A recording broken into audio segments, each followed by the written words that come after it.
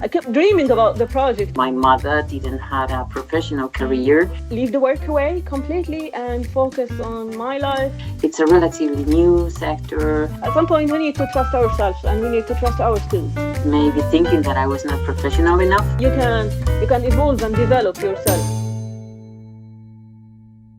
Hello, Mona. Nice meeting you. Lena, how are you doing? It's really nice I'm to fine. speak to you today. Yes.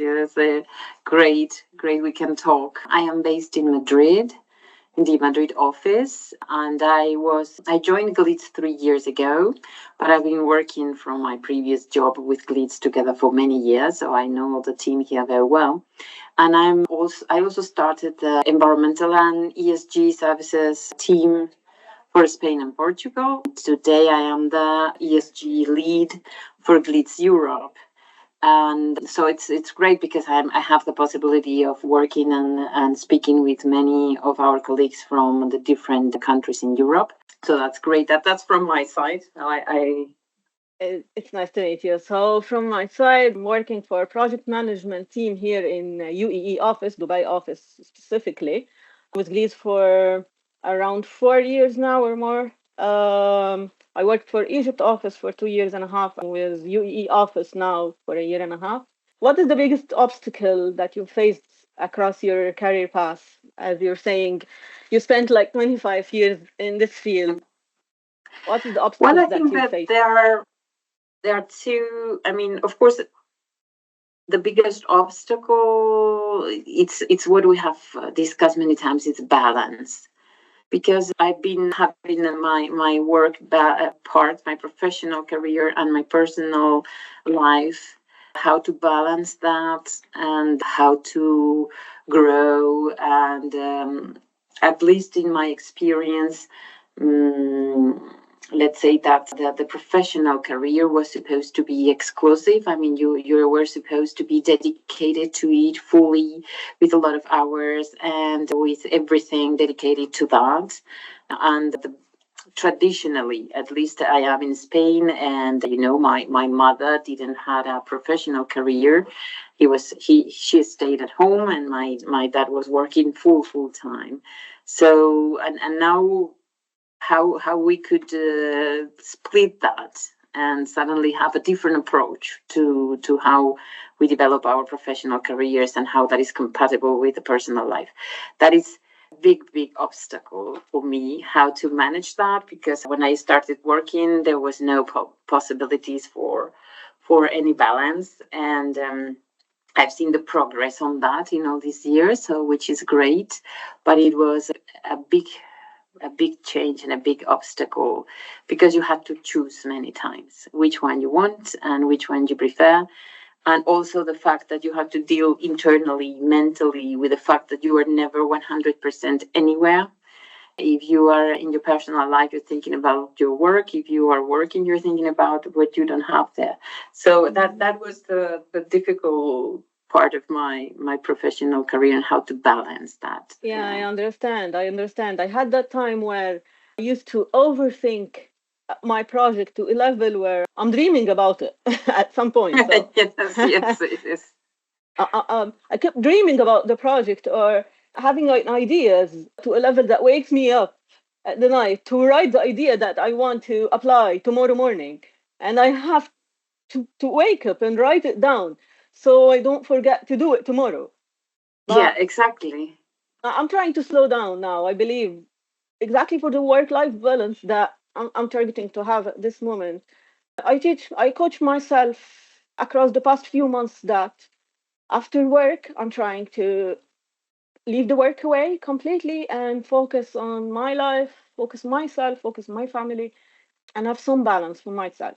We still have that idea that we need to have the specific spaces for women in each company so they can find their place and they can evolve and build skills, or it's more balanced now. It is. It is more balanced, but the truth, and as I said, I come from a completely different sector from than construction, purely construction.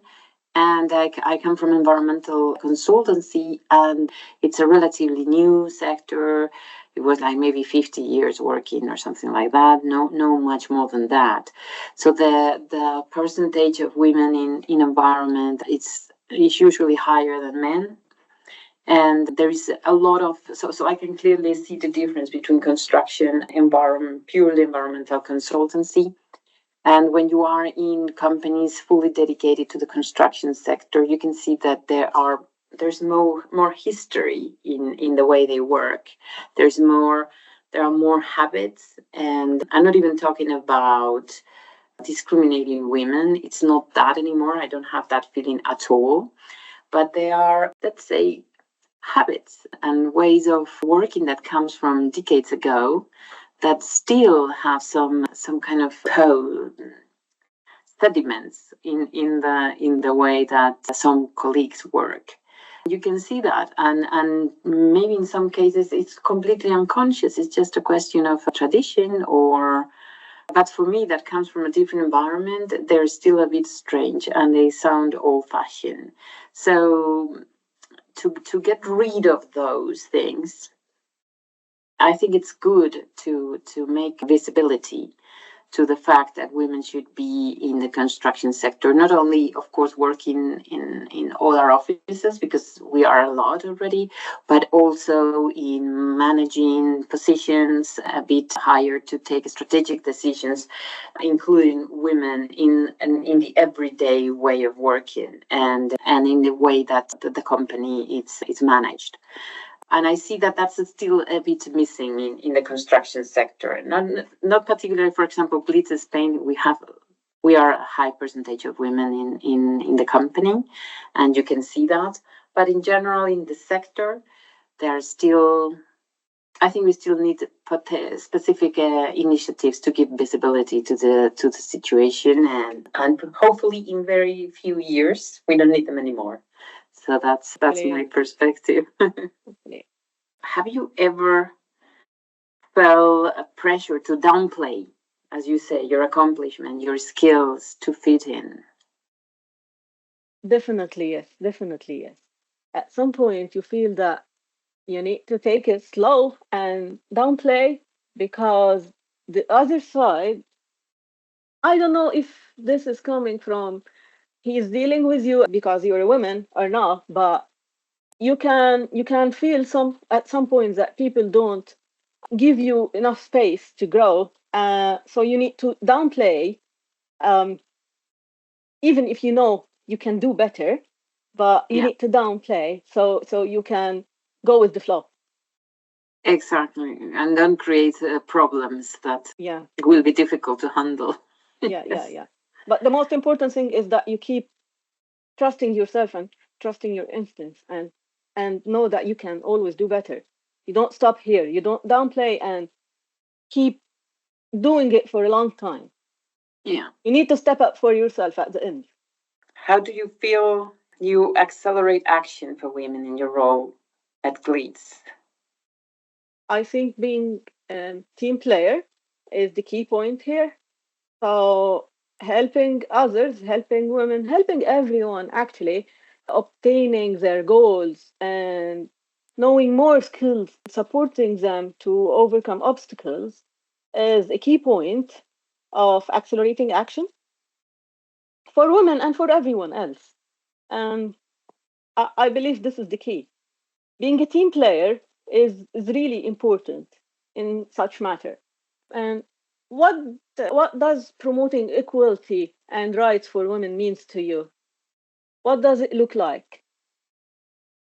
I mean, for me, yeah, promoting equality and rights for women means to support women at whatever the level you are, to have access to all positions, to have access to all type of jobs within Gleeds, to have a voice that it's considered when decisions are taken, and to have in and when processes like enrolling new people, or for example, in my case, that I am coordinating and leading all the different environmental teams in Europe, which are actually most of us are women, uh, to let's say, to let their voice to be heard in other levels of the organization. So to be a bridge between what we are all doing in our everyday life to when I have meetings with with directors of managers, then to transpose that those opinions and those voices to that level. We are a high percentage of women in the company, and you can see that. But in general, in the sector, there are still, I think we still need specific initiatives to give visibility to the situation, and hopefully in very few years we don't need them anymore. So that's my perspective. What is your experience in this sense? Do you feel that we still need those spaces? In construction, yes, I believe we still need to empower more women working in construction, because you can feel that it's really strange. I can tell you that when I go to a construction site, especially when you go through the real construction, the real execution place where all the laborers are men, you can feel that they are staring at you. What are you doing here? They want to ask you the question, what are you doing here? So yeah, I believe we still need more empowering for the women in construction, because it's still not usual. It's still need more space. Yeah, exactly. And also sometimes when I go to a construction site, there is this particular way of relationship between colleagues and also the workers and so on, at least it's maybe it's because I'm from a Mediterranean country, but they scream each other a lot, and there is this way, and if you just go in a more calm manner explaining things, it seems sometimes they don't listen, depends on the person. So you just need to go through this way of communication and this way of working, that it's the way it has been done for many years. And I think that women can bring to the table a different way of working. It's not necessarily to scream. It's not necessary to to be fighting for every single detail. Things can be solved in a different way. So yeah, look, I can tell you that equality exists, I believe, inside of Gleeds. So in our project management teams, we are women more than men, actually. So it exists inside, yes, but outside, when you look at the bigger picture, yeah, I believe equality still needs to be more enforced. Hopefully, Mona, we have to take a coffee one day. This is Hopefully, yes. Hopefully, yes. yes. I'm dying for a cup of coffee now.